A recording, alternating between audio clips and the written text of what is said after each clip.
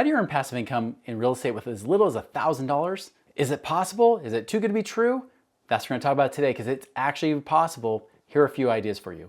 All right, so it's no surprise. There's all these TikTok influencers and Instagram influencers telling you you have $1,000, you can turn it into $1 million or whatever it might be. You can become a billionaire doing this with $1,000. Yes, maybe that's possible, but what they're not telling you is often there's a lot of work and it's not passive investing at all. If you really want to make passive income with just $1,000 in real estate, here's a good way to do it. And I'm going to share with you some of those ideas, how you can actually do it with little to no money out of pocket. But just so you know, it's going to require a little effort. So let's dive into what those actually are.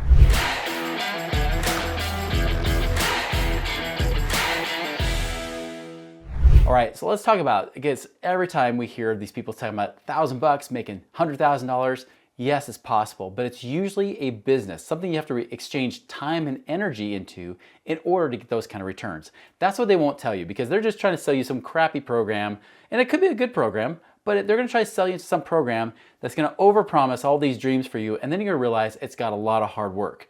And you're gonna have one or two choices at this point. Either one, you're gonna grin and bear it, you're actually gonna work hard and do whatever's required to become successful at it, or two, you're gonna do what the majority of people do, which is, oh, well, I didn't do it, and then they don't do anything in that program, and end up being the vast majority of people that are unsuccessful doing real estate, and then real estate investing gets a bad name, all because these people try to sell you something that just wasn't true.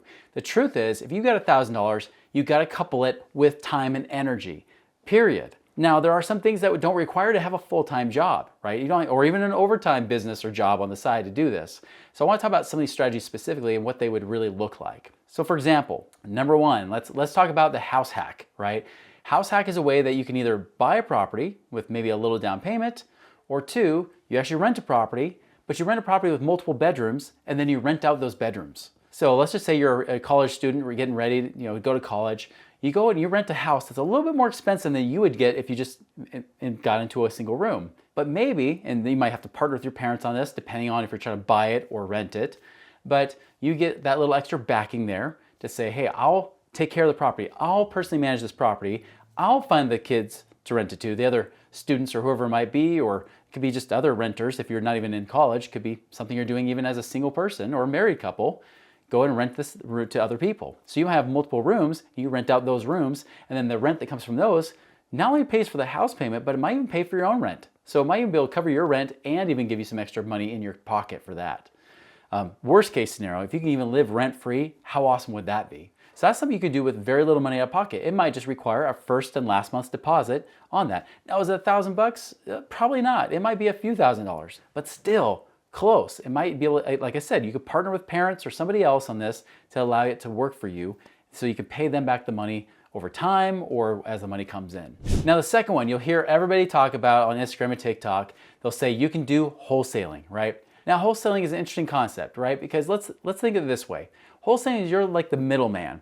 You're somebody that says, all right, there's somebody who needs to sell their property. And this is ideally, there are people that are out there doing it unethically, in my opinion. They're just trying to take advantage of people in bad situations. I don't always see it that way. I see if somebody's in a desperate situation, they need to sell a home, they don't know how to do it. Maybe they, either one, they don't know the realtor to find, or two, maybe they're just having a hard time figuring out what to do. It's nice that you can come in and say, listen, I can see that you got this property, you want to get rid of it, whether there's a change in the family, divorce, death, or whatever it might be, you just want to get rid of this property. I'll make it easy for you.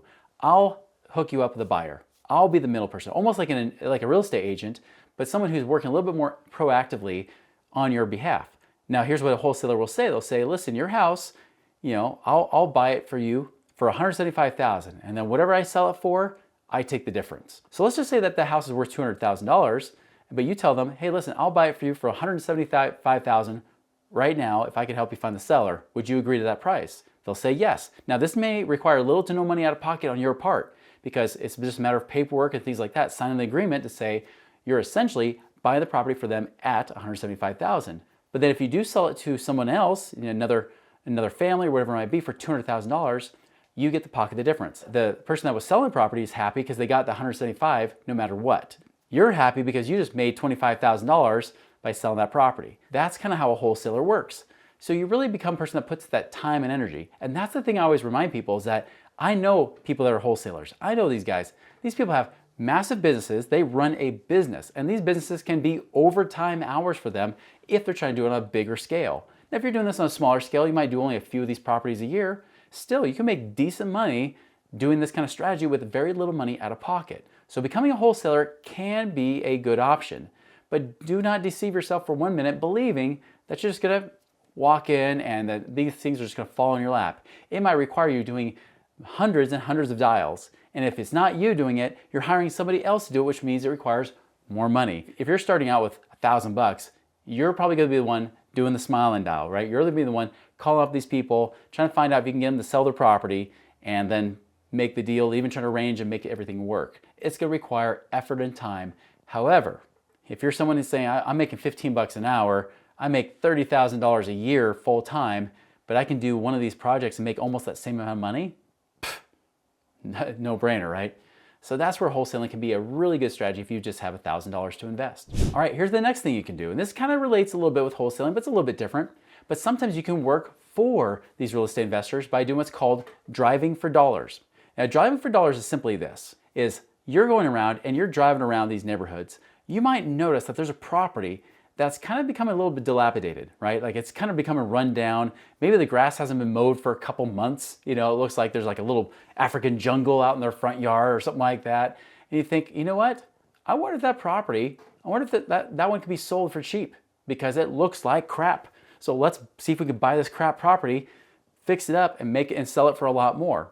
And so what you're doing is you're driving around, finding these properties and then feeding them to the real estate companies that say, hey, let's see if we can find and make a deal on this. And then they'll pay you for that referral source. So really you're getting paid for finding leads for them. That's what you're really doing. Now, this is a great option, especially if you're an Uber driver, if you do even like Uber Eats, if you're doing DoorDash or something like that. If you're already driving around doing a job, this could be a great thing to add on to it. In fact, a lot of these real estate companies have noticed that some of their best people have been people that are Uber drivers, Lyft drivers, or DoorDash people because they're driving around all these different neighborhoods, they're delivering, they see these properties. If they're en route going to do this, they could just actually stop, write down the address, and then send it on to that real estate company to possibly find some deals, and then they can get paid for that lead source, right? And that may not be a lot of money per lead source, but again, if you're already doing that kind of stuff, why not make extra streams of income while you're doing the same routine job anyways? So if you're already doing something like this could be a great source.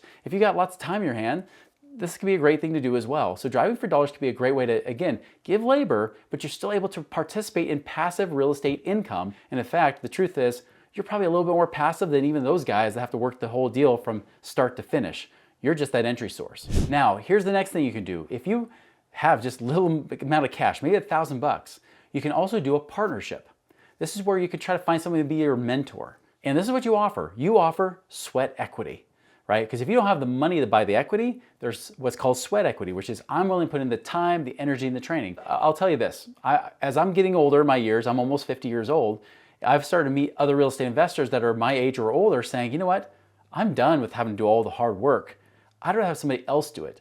And so they kind of switch their role. They stop being the Mr. Hustle, all the time, being like Gary Vee and working 100 hours a week or whatever.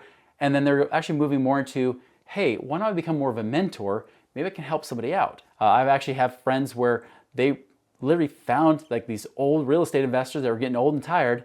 They said, listen, if you help me do all the property management, you help me do all this kind of stuff, all this work, we'll split the deal. So essentially, you've got to earn your keep. You got to earn the equity in this deal. But maybe this is a deal where you're buying like a commercial unit. Maybe this is a multifamily complex that, again, you're putting all this time and effort into. It really becomes like a job, but that job gives you some upside benefit. It's like getting a job that doesn't have possibly a salary, but it's also got big bonuses on the back end.